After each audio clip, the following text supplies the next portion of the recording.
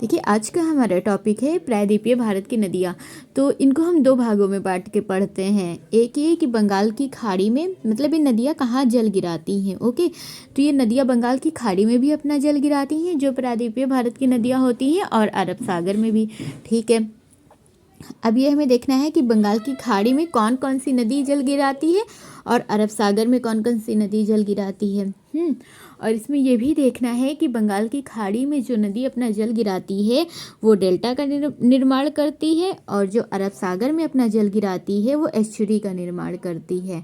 ठीक है, तो ये आप लोग देखिए कि डेल्टा क्या होता है, एस्चुरी क्या होती है। देखिए डेल्टा क्या होता है, इसे जल आ रहा है और वो कोई मतलब वो कई धाराओं में बट जाए तब जाके वो कहीं पे मतलब से बंगाल की खाड़ी में गिरे। ओके, तो वो हो गया डेल्टा, मतलब जो धाराओं में बट जाए वो होता है डेल्टा, और जो धाराओं में ना बटे वो होती है एस्चुरी। ओके, और प्रायद्वीपीय भारत की नदियाँ क्या होती हैं, वो होती है जिसमें मौसमी जल होता है। मतलब ये मौसमी नदियाँ होती है, सॉरी मतलब ये मौसमी नदियाँ होती हैं, इन्हें वर्षा से जल प्राप्त होता है। ओके, तो ये हमारा टॉपिक हुआ। मतलब मैंने आपको ये बताया कि प्रायद्वीपीय भारत की नदियाँ दो प्रकार, मतलब इनको दो प्रकार में बांट सकते हैं।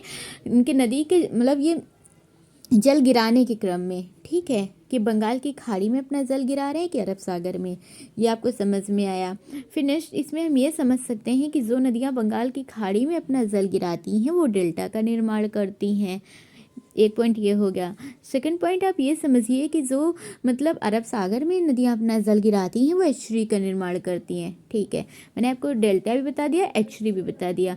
अब हम देखते हैं कि बंगाल की खाड़ी में कौन कौन सी नदी अपना जल गिराती है। तो देखिए दामोदर हो गया, ये सारी नदियाँ इंपॉर्टेंट है।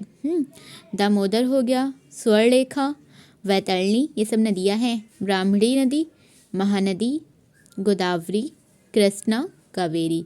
देखिए अब इसमें क्वेश्चन देखो, ये तो आप यहाँ से बता ले जाओगे कि बंगाल की खाड़ी में कौन कौन सी नदी जल गिराती है, और ये सभी नदियाँ डेल्टा का निर्माण करती मतलब कई धाराओं में बट जाती हैं।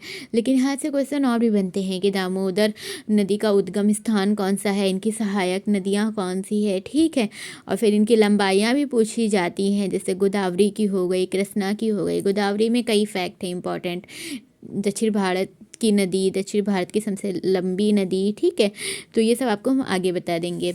अब इधर आते हैं अरब सागर वाले में। देखिए इसमें मैंने कुछ एक्स्ट्रा पॉइंट डाले हुए हैं कि अरब सागर में देखिए साबरमती, माही, नर्मदा और ताप्ती, ये और मतलब मैंने इसलिए एक सीक्वेंस में लिख दिया है कि देखिए चारों नदी ये गुजरात की हैं, तो मैंने एक सीक्वेंस में लिख दिया है कि आप लोगों को याद हो जाएगा।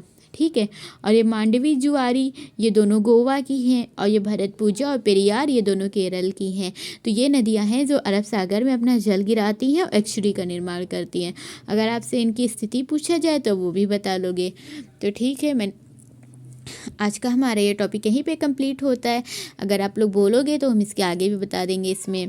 अगर आपको ये वीडियो पसंद आया हो तो प्लीज़ वीडियो को लाइक करिए, शेयर करिए, चैनल को सब्सक्राइब करिए, कमेंट भी करिए। Thank you, take care.